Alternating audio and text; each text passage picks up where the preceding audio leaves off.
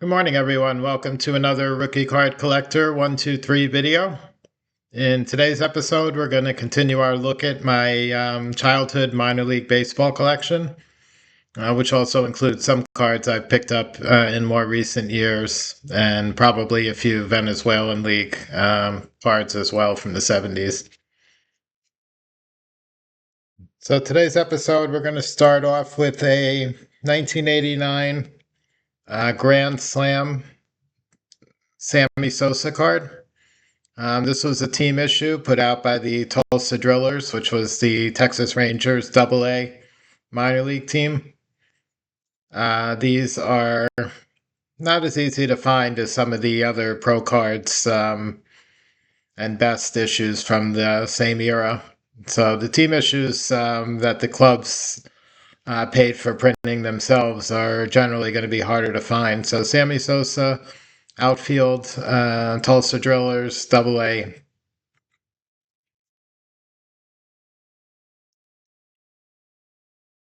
Next one we have here is a 1988 Star. This was another minor league issue, not to be confused with the Star basketball NBA cards that were put out in the 80's, in the earlier 80's.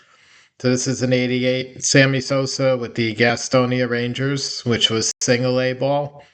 So this would have been the year before his Tulsa Drillers card that we just took a look at.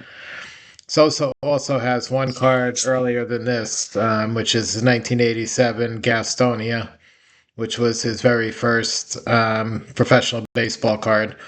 That one I have a picture of in my thumbnail for this video. Next up, we have a 1977 Indianapolis Indians Mario Soto. So this is one of my older minor league issues. This one was put out by, let's see, it doesn't really have any kind of manufacturer indication on the back. So it was an Indianapolis Indians team issue.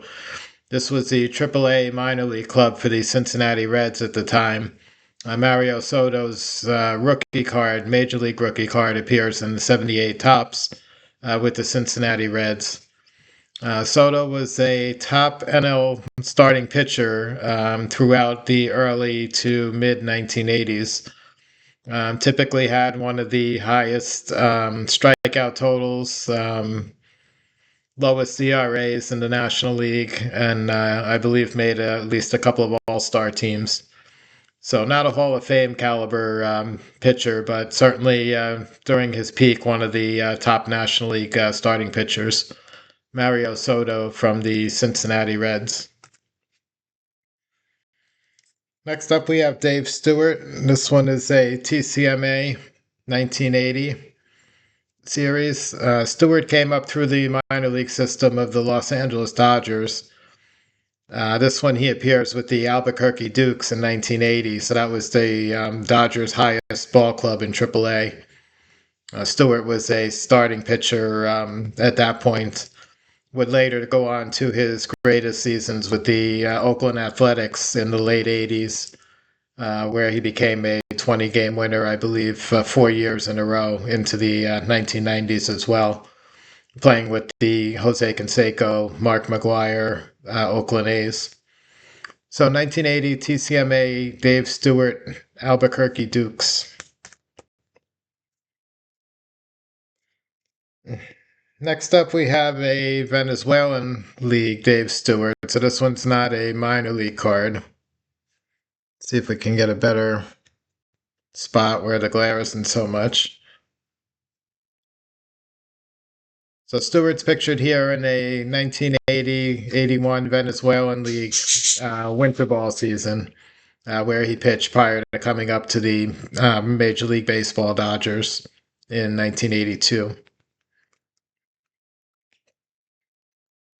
Next up, we have the very first ever Dave Stewart professional baseball card. This is 1977. It's a TCMA issue and one of my earliest minor league cards that I own.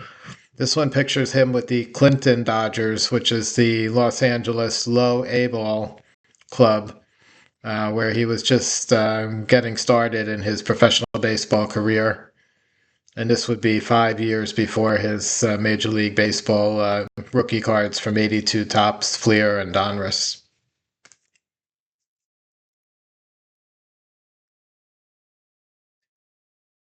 Next up, we have a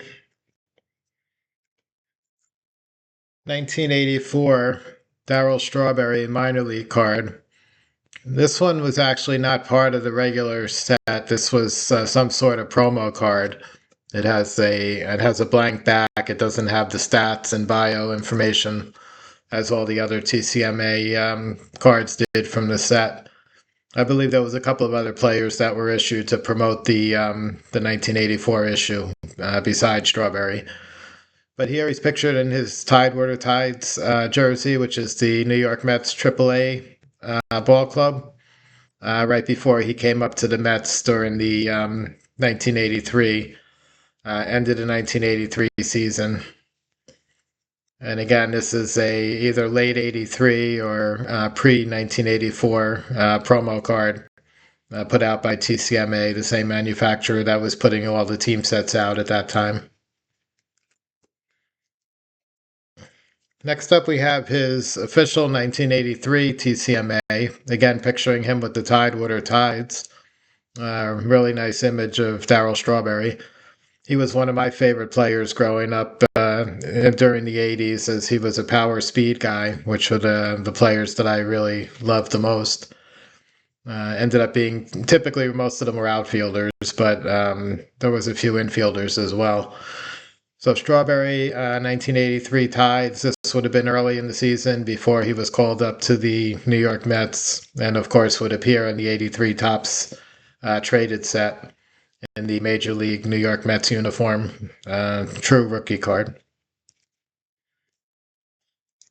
Next up, we have the earliest Darryl Strawberry professional baseball card.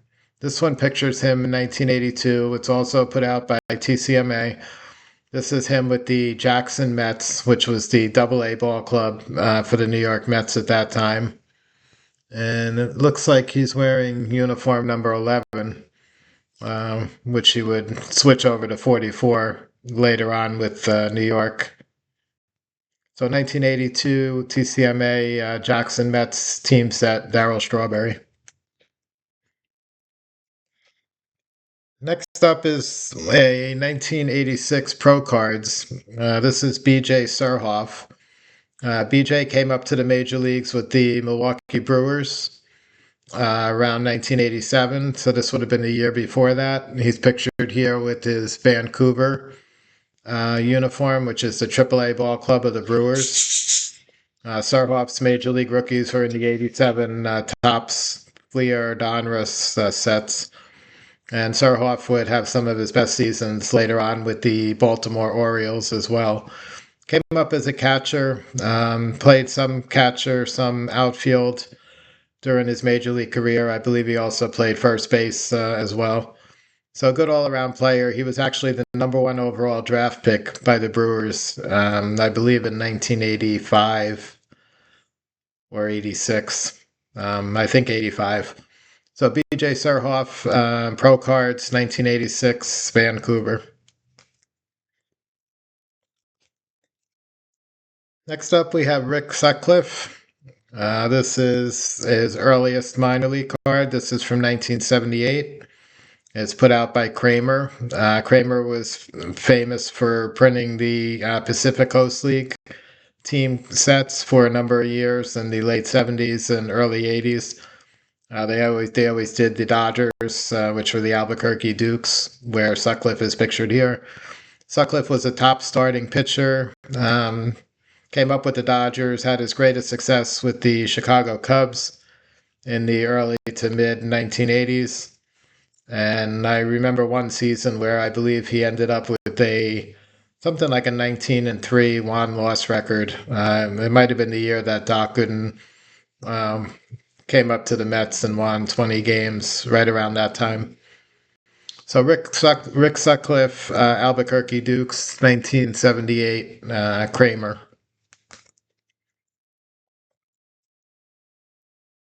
Next one we're gonna look at is another Kramer card. So it's another PCL team. This one is Danny Tartable. Tartable actually came up as a fairly thin second baseman, middle infielder, through the minors. Here he's with the Salt Lake City Gulls, I believe they were, which is the AAA ball club for the Seattle Mariners. The Seattle Mariners in the early 1980s, early to mid 1980s, developed some really good ball players that unfortunately some of them didn't stick around with Seattle very long. But during the same time period, Mark Langston came up to Seattle. He was the top left-handed starting pitcher. I believe he got close to 200 wins for his career. Never had a Cy Young season, but consistently double-digit wins almost every year.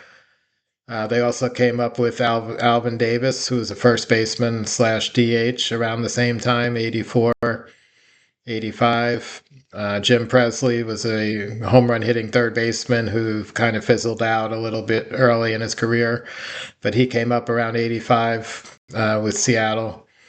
So, and they also had another player, Ivan Calderon, who was a five-tool guy. He was an outfielder, a really big guy.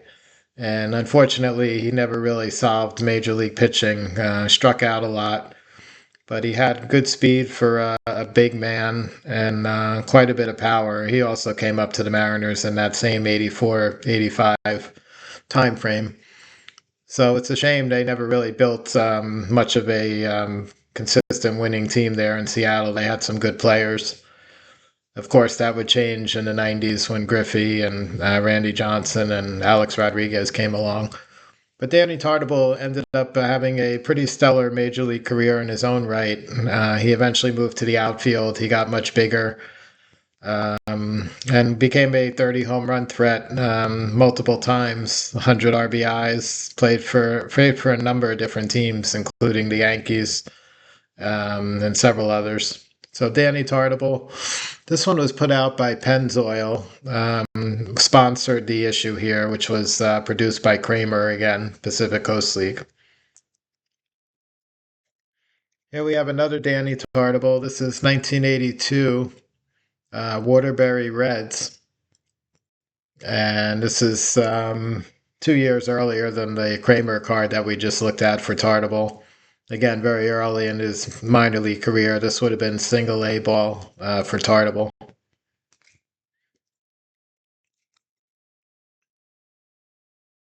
Next up, we have a 1996 Best Minor League. This was a team set, which was the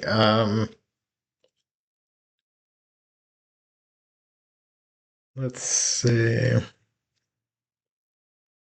I'm not sure if this was the South Oregon. The last stats on the back show him with South Oregon in '95. I'm not sure this is the South Oregon uniform or this might be the Double A uniform for the Oakland A's. He played at Double A in 1996. And this one is also autographed by Tejada. I was fortunate enough in a brief 6 month time period where I lived in Florida one summer. Tejada, I was following. He was in the minor leagues with the Oakland A's the same time as Ben Grieve, who was a top prospect with the A's back at that time as well. And both of them actually played for the same Double A team, and they came to Orlando, where I was living in Central Florida, to play. And I was able to reach out to the agent for these two guys, and I was able to arrange a private signing with them, where they signed a bunch of autographs for me at a local hotel where the team was staying. So I was able to get Grieve and Tejada both to sign a bunch of bats and balls and cards and various other things. Tejada would go on to become a big star in the American League. Unfortunately, he got implicated in all the PED stuff that was going on in the 90's and 2000s, and that kind of tarnished his image and his career. But for a shortstop, fantastic career numbers at the plate. And Ben Grieve kind of, unfortunately, never became much of a star, as he was an even bigger prospect than Tejada at the time. But Don't think he was able to quite solve Major League pitching. But 96 best minor league Miguel Tejada autograph. Next one up is a Hall of Famer, Frank Thomas. And this was a 1987.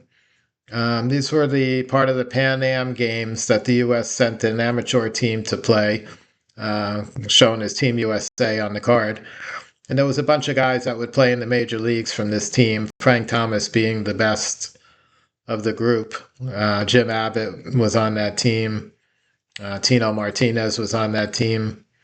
And Ed Sprague, who was a third baseman for the Blue Jays. So there was a number of major leaguers. Thomas was the leader. And this is a couple of years before his 1990 Topps and Topps, Fleer, Score, all the other rookie cards that came out for Thomas at that time. And this was put out by, it just says Team USA Baseball. It doesn't have the manufacturer who actually printed the cards. Next up, we have Andy Van Slyke. So he was a star center fielder for the Pirates. Came up in the St. Louis Cardinals minor league system actually in the mid 1980s, and by the late 80s, early 90s, when Barry Bonds was starting to reach his peak, the prime of his career, Bonds, Van Slyke, and also Bobby Bonilla formed the Pirates outfield, which was by far the best outfield in the National League at that time. And Van Slyke was the center fielder, and great all-around player. He was not fantastic in any one area. Probably defense might have been his number one thing, but he was very fast. He stole a decent amount of bases. He hit some home runs. He hit for a pretty good average. So he was just a good ball player all the way around, not quite Hall of Fame level like Bonds was. But 1982, he's pictured here with the Arkansas Travelers. So this would have been during his St. Louis Cardinal time coming up through the minors. Arkansas was the Cardinals Double-A team. And we're going to look at one more today, which is Greg Vaughn. So this is a 1987 Pro Cards minor league team set. He was playing at Beloit. So this is Vaughn's first ever professional baseball card. Beloit was the low Midwest League Milwaukee Brewers team. Vaughn reached the majors around 1990, and throughout the 90s was one of the top American League sluggers. Hit 30 home runs a couple of times and had many other 20 homer seasons, hit for a pretty solid average. Not as much on the defensive side, or not a speedster, but as a slugger, one of the better guys in the American League, and never really got much recognition as the Brewers were not a very good ball club at that time. So Greg Vaughn, 1987 Pro Cards, Beloit. So that's going to wrap up today's episode. I've got one more group of minor league cards, which I'll show in the next episode. And also I've got a small group of about a dozen or so that are graded, which are all the top ones that I have, all Hall of Famers, I believe. So I hope you enjoyed today's video. Have a great day, and I'll catch you guys again on the next one.